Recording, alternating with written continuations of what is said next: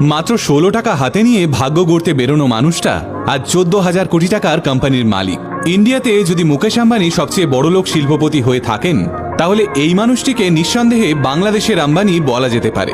Textile, তামাক, খাদ্য, পানীয়, সিমেন্ট এবং সেরামিক শিল্প মিলিয়ে 31টি কারখানার মালিক শেখ আকিজউদ্দিন এবং তার পরিবার।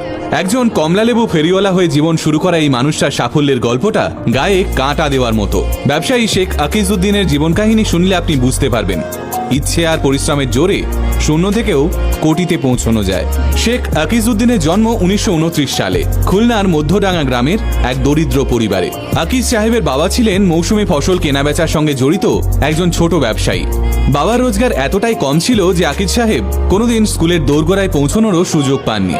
কিন্তু অভাবের ঘরে বেড়ে ওঠা ছেলেটা কষ্ট সহ্য করতে করতে অল্প বয়সেই অনেকটা বড় হয়ে গেছিল। 1942 সালে মাত্র